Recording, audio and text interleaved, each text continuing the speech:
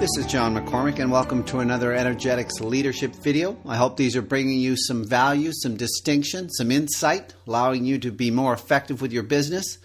And today I'm going to chat with you for a couple of minutes about the art of effective listening to see if this opens up something for you and allows you to be a little more effective and powerful as a leader in the area of listening, because it's a very powerful distinction when you practice it. Like anything, you have to practice it. Repetition is the mother of skill. It's one thing to have the insight, it's another thing to practice it.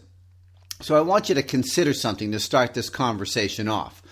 The way you listen has been corrupted by everything that has happened to you over the course of your lifetime. So the way you listen has been corrupted by everything that's happened to you over the course of a lifetime. And I want you to consider this, that we listen through filters. And these filters are created by our experience of life. So the family you were brought up in, the community you were brought up in, the neighborhood, the schools you went to, the people you hung around with, the career you got involved in, all of this colors, the relationships you have, all of this colors the way that you listen. So these things act like filters in your life so that when someone is speaking to you, that has to pass through all of these filters that you've created over the course of a lifetime. So if you have a particular filter that says, I don't like authority because when you were younger you had a problem with it, then when someone in a position of authority speaks to you, you're going to have a particular view about that situation, and it's probably not a very powerful one or an effective one. On the other hand, you might have a completely different relationship with authority where you love it and you work well with it. All of those things, you can have conversations without getting reactive about it. In this particular case, the listening you have for that is a very powerful one. My experience has been that by default, we often end up with a lot of limiting beliefs and a lot of situations that limit us and what's possible for us. And when we're listening, when you're listening to whatever's going on in your life, it comes through those disempowering filters.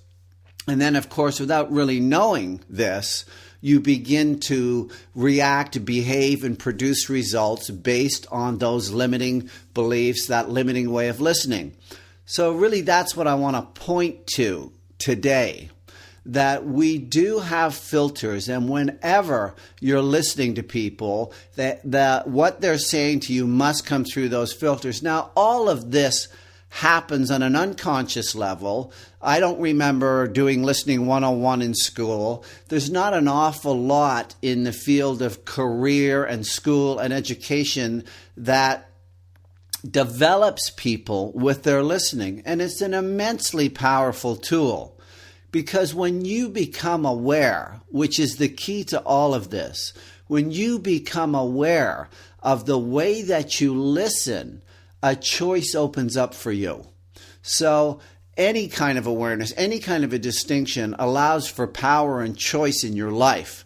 So in this particular case, when you can begin to notice the way you listen, when you can begin to develop yourself to a place where you can actually see these filters and witness them go into play, you're in a very powerful position to begin to listen in a different way, to choose something other than that, not to be hooked and react to that unconscious way of listening.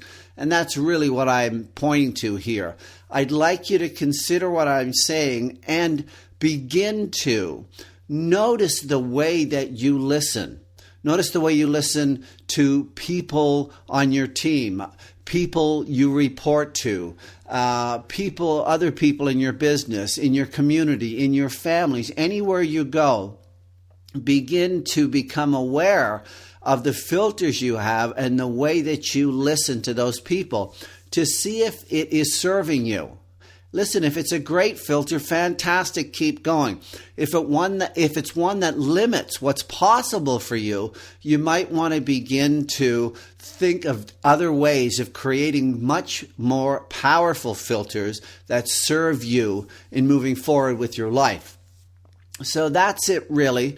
It's just a short conversation to hopefully have you become aware and to be able to distinguish the way that you listen and the filters that you have in order that you can begin to design new ones. And by the way, here's the other trick to this.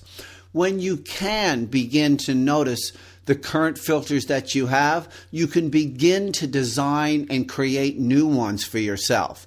And then you need to practice those new ones, just like the old ones became powerful. You begin to take these ones to the gym and practice them. Repetition is the mother of skill. And eventually you begin to embed a much more powerful way of listening to what's possible in your world and in your business and in your life.